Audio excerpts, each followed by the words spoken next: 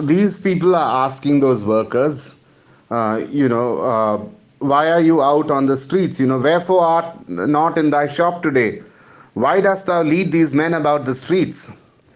And then, the cobbler says that we make holiday to see Caesar and to rejoice in his triumph. This is the first time, it's in the very first scene that Julius Caesar is introduced into the play.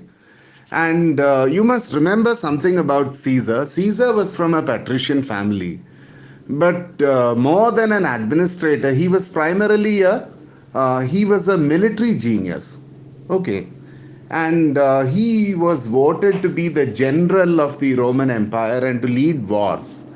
And the people who fought these wars were mostly plebeians.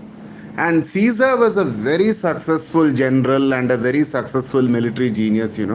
He conquered large parts of Europe, including France, including England, actually. He was able to do this because he had a lot of sympathy for his soldiers who were plebeians. And earlier, when these plebeians, especially the agriculturists among them, the farmers, when they used to go and fight a war, they used to leave their land behind, their land, their women, their children. And very often, patricians used to come and take their land and women and children away. Okay. Plebeians didn't have any slaves, so that part of the problem didn't arise. But all their other property, women and children, were considered property those days. And land, of course, that used to be taken away by patricians who were not directly participating in the war. And this is the historical background. Okay, this is nothing to do with Shakespeare himself, but this is the historical background. And these plebeians, after fighting a war, even after they were helping to expand the Roman Empire, but when they came back, they found that they had nothing. And Caesar wanted to put an end to it. So he enacted laws to protect the land and the property of the plebeians. Because they were his soldiers, they were his fighting force, and he was primarily a military commander. He wanted the respect and obedience and loyalty of his men. That is how he acted. And he protected them, he gave them a lot of privileges, he raised their position in society. And the other patricians, the senators, they did not like it at all. Because they feared, because once people get used to certain rights, they will start demanding more. It's human nature. You get used to something, after some time of enjoying something new, you want something even more new. That is one thing to fear. And the second thing is that, the entire structure of society might change, and this whole business of 5% or 3% of the population, patricians, sitting on the heads of the remaining 97% or 95%, that might come to an end. So many of them were resentful against Caesar. But because of his military prowess and his tremendous contribution to building up the Roman Empire, his prestige was so much that they could not oppose him openly. And that is why they entered into a conspiracy. And Caesar lived from 100 BC to 56 BC. He lived for just 44 years. 100 BC, because it is BC, you count from the bigger figure to the smaller figure. 100 BC to 46 or 44 BC. I think he lived for 46 years or maybe 44 years. Something like that. 100 to 56 or 100 to 44. I don't remember. I'll check it up. And he was killed by these people in a conspiracy. And Brutus, Cassius, Casca, Cinna, all these people were involved in this. They were very much involved in the conspiracy.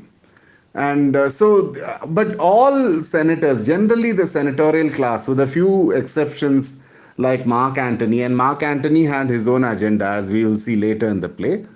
They were against Caesar, but nobody had the courage to oppose him openly because of his popularity.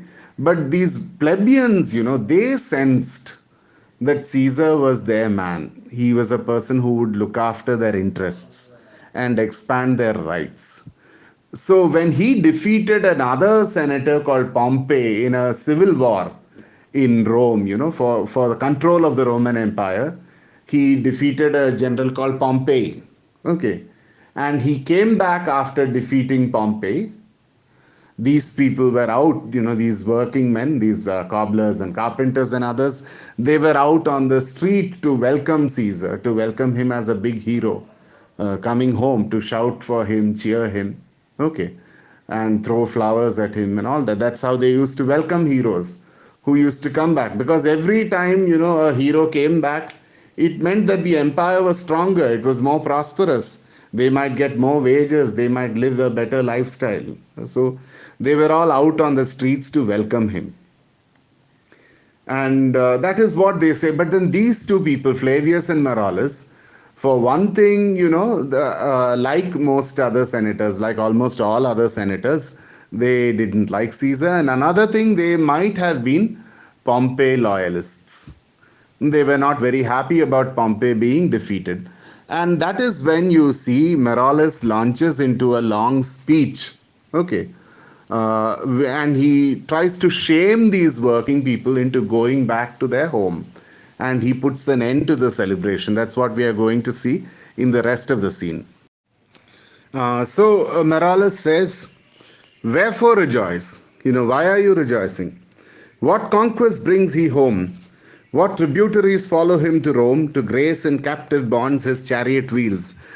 These Romans had this barbarous custom. They used to capture people from their enemy armies, and they used to tie them to the wheel of the chariot. Okay. And when the chariots used to enter the city of Rome and go down, ഇവരെ അങ്ങ് വളച്ചങ്ങ് കെട്ടും, ആ chariot വീലിൻ്റെ ഒപ്പം ചേർത്ത് കെട്ടും. അപ്പോൾ അവരിങ്ങനെ കറങ്ങി കറങ്ങി കറങ്ങി കറങ്ങി മരിക്കുമായിരുന്നു. Okay.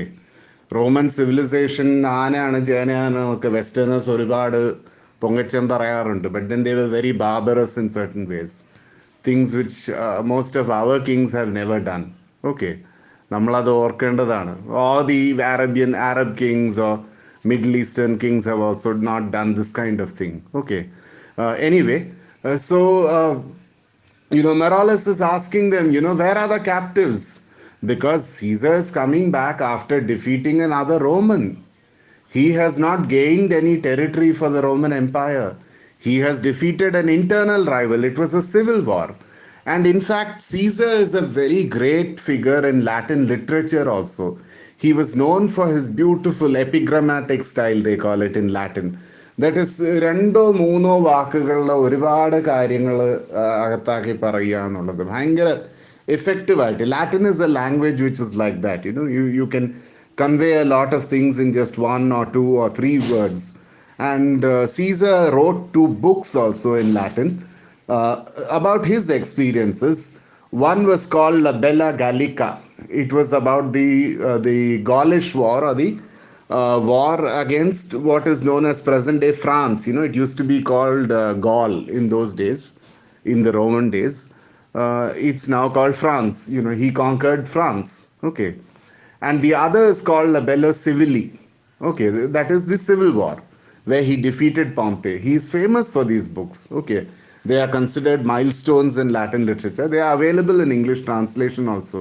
You might get a free online download. And that is where, Caesar is supposed to have said, probably it's not true, but he is supposed to have said those famous words, veni, vidi, vici. I came, I saw, I conquered. Okay. And anyway, so he was coming back after defeating Pompey, and these senators are saying that, what are you celebrating? And then they are also pointing to the mob psychology of these working class people. That is, ഒരു ദിവസം ഒരാളാണ് നായകൻ, അയാളെ പുകഴ്ത്തും. അടുത്ത ദിവസം ചിലപ്പോൾ അയാളുടെ ജന്മശത്രുവിനെ ആയിരിക്കും. ആര് ജയിക്കുന്നുണ്ടോ അവരുടെ കൂട്ടത്താണ്, അവരാണ്. ഹിന്ദിയിലെ ഒരു 90s ഒരു സിനിമ ഉണ്ടായിരുന്നില്ലേ, ജോ ജീത്ത വഹി സിക്കന്ദർ. ഓക്കെ. അതുപോലെ അങ്ങനെ ഒരു ആറ്റിറ്റ്യൂഡാണ്. അപ്പോൾ so these people are saying that, there was a time when you knew Pompey. Knew you not Pompey? Okay. Knew you not Pompey? Many a time and oft have you climbed up to the walls and battlements, to towers and windows, yea, to chimney tops, your infants in your arms, and there have sat the live long day with patient expectation to see great Pompey pass the streets of Rome. And when you saw his chariot but appear, have you not made a universal shout? The Tiber trembled underneath her banks to hear the replication of your sounds made in her concave shores. Okay, that was the kind of noise and cheering that you used to do for Pompey at one time, and today his enemy is coming and you are doing the same thing. What kind of nonsense is this? Okay. And he's asking them, and do you now put on your best attire? You're wearing your best dress. You're not wearing your uniform, which you're supposed to do on a working day. And do you now cull out a holiday? Okay. Cull means to pluck something. So there is no holiday. It's not a declared holiday, but you're taking a holiday. ഒരു holiday പിടുങ്ങിയെടുക്കുന്നത് പോലെയാണ്. Okay. And do you now strew flowers in his way that comes in triumph over Pompey's blood? Okay. Then, they say, ഇത് വല്ലാത്ത നന്ദികേടാണ്. Okay. To do this kind of thing, You go to your houses, run to your houses. Fall upon your knees, pray to the gods to intermit the plague that needs must light on this ingratitude. Okay, the gods will not forgive. The Romans didn't have one god. They had many gods. അപ്പോൾ ഈ ദൈവങ്ങൾ ഇത് പൊറുക്കില്ല. They won't tolerate this. You should go and beg mercy from the gods. Okay. And you should cry into the Tiber, for what you are doing, the kind of thing you are doing. Okay. And then these people give dispersal orders. When these people say this, these plebeians, they are somewhat convinced and they start feeling guilty, because this part of it is true. Plebeians, middle class people, generally people without much power in society, they tend to identify and align with the powerful. After some time, right and wrong cease to matter, and whoever has power matters. So they feel guilty, and then these people give orders to remove all this thing, ceremonies. Ceremonies means decorations from statues of Caesar and so on. Okay. And but then what? There is a coincidence. That particular day when Caesar is coming happens to be the Lupercalia. It's a feast. The Romans had several festivals, several feasts, and this was the feast of the Lupercal or the Lupercalia. Okay. So, Morales says that, it's the feast of the Lupercal. And then Flavius says, Lupercal, let it be Lupercal. But then why celebrate Caesar? Lupercal, you celebrate it. Fine. It's a festival. It's an ancient festival. It's for one of our gods. പക്ഷെ അതിൻ്റെ പേരിൽ സീസറിനെ ആഘോഷിക്കേണ്ട കാര്യമില്ലല്ലോ. Okay. So that's what, and then this thing, and then he gives a reason also, Flavius, in the last 4 lines of the scene. He gives a reasoning. He says that if you reduce the amount of decorations and celebrations, then Caesar will not become so proud. He will not feel like such a big hero. അത്രയും ജാട വെക്കില്ല. Okay. And he will fly at an ordinary pitch. Okay. These are very famous lines. Okay. These growing feathers plucked from Caesar's wing will make him fly at an ordinary pitch. Who else would soar above the view of men and keep us all in servile fearfulness? And this expresses a fear which these people had, that if Caesar becomes very popular, he will become powerful and he will become a dictator. He will overrule the Senate.